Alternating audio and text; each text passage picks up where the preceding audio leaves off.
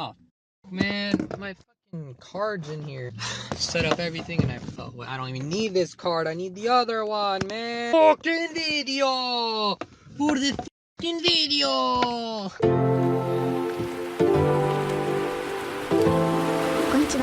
Welcome back, everyone. This episode of Tope Talks, episode number 4 or 5, I don't know. I haven't even edited the third one.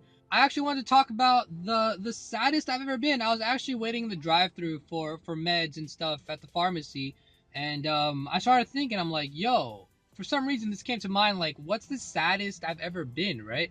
And my mind kept going here and there, here and there, here and there, but then I realized the saddest moment of my life would be earlier this month or earlier in November. My grandfather passed away and we had a burial for him. We did the ceremony, we went, buried him. You know, that wasn't actually the sad part because he lived a full life. He was like 85, 87-ish years old, you know. He lived a long, happy life. But the saddest thing that I saw there, as we were reading the Maz and as we were carrying the casket out of the mosque, before we were starting to organize that, a gentleman came up to the imam and he said, I think he was saying something about, just passed away and 1 day old or something like that. And I didn't really get it at the time. Fast forward like an hour or two, we were at the graveyard, we're burying my grandfather. And while they're trying to get all the cemetery, like all the stuff ready for all the dirt for us to push in and help out, there was also another burial taking place. And this burial was for a little boy, 1 year old, belonged to the gentleman who came into the mosque earlier, who I mentioned. And that is literally the saddest I've ever been. I feel like not of the actual boys passing away, but that actually was very beautiful, right? Like the kid's only a day old, he passed away. My grandfather, 87, 85 years old, he passed away, which was like a beautiful metaphor for life where like it doesn't really matter. Anyone could be taken at any time. So, that's what I got out of it. Freaking beautiful metaphor. It sucks that they passed, but they are in a better place. Yeah, just seeing that dad, just one day, his baby, his son, his family wasn't there. He was the only one there. And so our family and everyone who was there for my grandfather, we all went over to him and helped him out bury his baby, and we prayed for the baby and we consoled him and everything.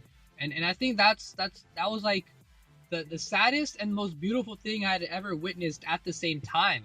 I gave my condolences to him. I said that it sucked. I didn't say it sucked, but I'm like, I hope you get through it. It was very unfortunate for him, at the fact that, it was just a day old baby and that he had to go through it. And the face, just the pain on his face was just something I can't describe. It just felt very, very raw. If I could film it, I would have filmed it, but I don't think it's my place to ever film anything at a graveyard.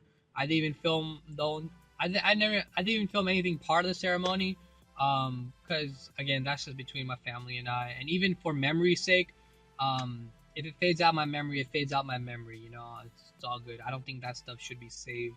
It's more of a personal thing between members. And I'm glad that our family, we stood up, we got out, we went out of our way, and we helped someone out that we didn't know. He wasn't even brown. It's not like we saw him and we're like, oh, he's the same brother. No, he's just a Muslim brother. I believe he was white or something. He was Caucasian, clearly, but we just helped him out, and that's the most saddest and the most beautiful thing I've ever seen in my life. That's the most beautiful thing. That's what we gotta remember. We could be taken away at any moment. I might die before even being able to edit any of these. Who knows? Thank you very much for watching the Tope Talk today. Tell your family, call your aunts and uncles. Tell them you love them. You might never see them again.